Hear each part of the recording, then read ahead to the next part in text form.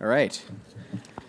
It is now my pleasure to introduce our first keynote speaker of the conference, focused on the BC Critical Minerals Office. It is my pleasure to introduce Kendra Johnston, the Assistant Deputy Minister of Mines Competitiveness and Authorizations Division for the Ministry of Mining and Critical Minerals.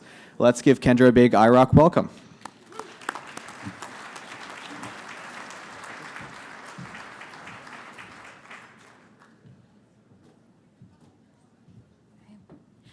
Good morning, everyone. I'd actually like to start by saying thank you and Madhu to President Karlik. The amount of time and effort and collaboration that his team has put in with provincial government over the last little bit has been absolutely remarkable. So a great big thank you to him and very well done for a second panel presentation. So appreciate that. So honored to be here. Thank you so much for the invitation to the IROC team, and always a pleasure to be here in Nanaimo in Semiahmoo territory.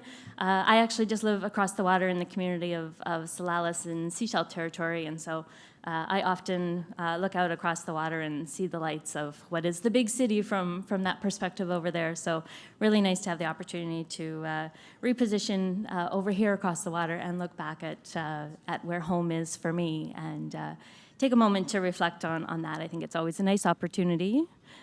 Oh, lost the mic. There we go. I think it's always a nice opportunity to be able to take that moment to reflect on where you've come from, and both physically and emotionally and mentally as well. So very happy to be here and to share the stage with all of you. I was asked to provide an update on the Critical Minerals Office, which was developed out of the BC's Critical Mineral strategy back in 2024. But I thought what I would do is just start with an overview of where the mining industry is at right now before I dive deeply into the Critical Minerals Office. So I think, looking around the room so far this morning, there's been an awful lot of talk about the mining industry. In past years, that might not have been the case. It might have been other industries that were first up and that were sort of being talked about in general. So we very much are in the limelight at the moment. This is mining's moment in time, if you will. And it is, I think there's a lot of progress happening within government where we really are committed to advancing the mining sector in partnership with all of you, with First Nations, with investors, with industry, and other partners, not only here in BC, but out there and around the world. We are so lucky here to have the rich geology and amazing deposits that we have here. We are Canada's largest producer of copper. We are the only producer across the country of molybdenum, and we, of course, have a vast amount of gold and silver as well, among many other things. We have 22, or we have potential to produce 22 of Canada's 34 critical minerals. So those are everything from tungsten to cobalt to rare earths and a variety of other things that are far less common than those, but very important for a variety of reasons, both technology, defense, energy, all types of things. So we really have an ability here to contribute to what the future needs around the world. Right now we have 17 operating mines. We have 3 processing facilities, 2 smelters, and then a new lithium processing facility that opened up last year down in Delta. And there's well over 300 mineral exploration projects happening across the province at a variety of stages, some literally going out and picking up a rock to have a look at it, and others that are very advanced with multiple drill rigs on them. And I think importantly for this room, we've got a world-class public geoscience database open to everybody, no membership required. You can log on, you can see what's happening in your backyard, in other areas of the province. It's a phenomenal resource to see what the rocks are telling us, what the chemistry is telling us, what the geophysics is telling us. And that's accessible, like I said, to everybody. You can go to MapPlace, BC MapPlace. If you Google it, it will pop up. And it's a, like I said, great resource for everybody. So diving into the Critical Minerals Office, it was developed out of our Critical Minerals Strategy back in 2024. We are a team of 4 people. I am the head of the Critical Minerals Office. We've got a director and then 2 analysts. And they are supported by a team across the Ministry of Mining and Critical Minerals in a variety of things, whether that's permitting, or our Indigenous Relations team, many who are sitting up here at the table in the front. So we are around for the next couple of days. Please come and talk to us. We're happy to chat about projects that you're seeing in your territories. Projects that are brought into the Critical Minerals Office, we currently have 4. And they are evaluated and brought in for a number of different reasons. First and foremost is the commodity. We're a critical minerals office. It has to be a critical mineral to be brought into the office. Second is the project stage, its readiness. So that is, it's got to be advanced enough that there is potential and we can see potential, and there's it could be a project that has potential to grow into a mine, but not so far along that it's already embarked on the environmental assessment process. So it's got to be in that advanced exploration stage. Next, we look at the relationships of the proponent with First Nations, with governments, with investors, all of those things, and make sure that they are stand-up companies and doing things in a really positive way. We look a little bit more deeply at the relationships with the nations, making sure that there are conversations that have started and that are at an appropriate place for where that project is in its advancement, and hopefully that agreements are at least in the conversation, if not done at that point, and that there are partnerships building and relationships building.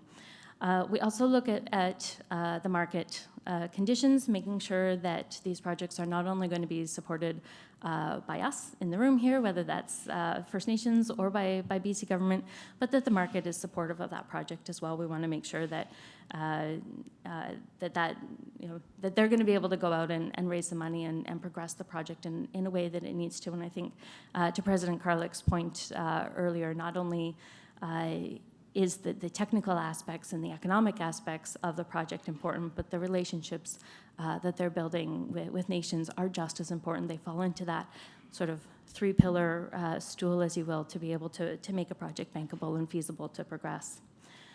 There are 3 pillars that we really focus on. One is, and I'm sorry, they're hard to see with that white writing on the yellow background, but the first is really facilitation. So within government, those of us in the Critical Minerals Office have a variety of connections across government to be able to facilitate conversations with folks that you might not otherwise have access to as you go through the permitting process.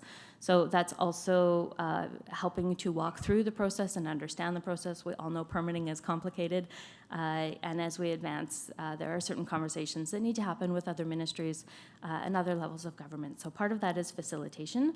Part of it is investor outreach, whether we are talking to investors in BC or global international investors. These are projects that we want to be able to put forward as examples that are quality projects that are advancing and perhaps the future of BC's mining industry. And then the third main pillar is that First Nation engagement and talking about opportunities with nations that are working on these projects alongside proponents. And so, again, a variety of opportunities, a variety of concerns coming from nations when they hear about a project that is advancing in their territory. And so being able to talk openly about what those concerns might be, what the impacts on the community might be, and again, facilitate the conversations amongst our colleagues in government that might not be things that mines and critical minerals can do or affect change directly, but that we can help to affect change through other ministries and through other conversations. So perhaps a good example of that is we were working with a nation that was having some communication issues and wanted a local cell tower. So it's not something that mining can do, but we certainly have colleagues within government that can have that conversation about putting a cell tower up and what that might look like. So there are conversations that we can have in that space.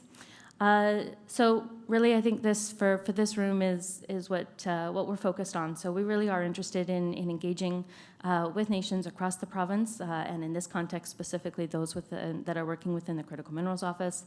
The Critical Minerals Office role really is to provide that cross government coordination and facilitation at that pre-regulatory early engagement phase, so that we can ensure that conversations are happening, that concerns are being discussed, and that we're coming to sit down and have conversations in a really positive way.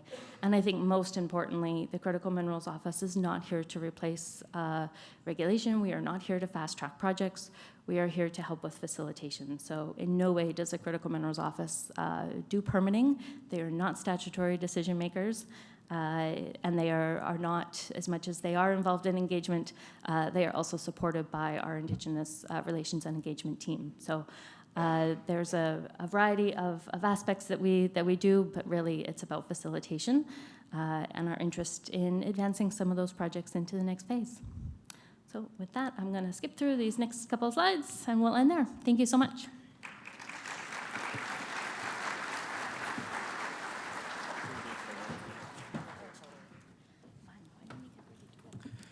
Thank you very much, Kendra, for kicking off IROC with the first keynote address. We have our next session starting up right away, so keep your seats.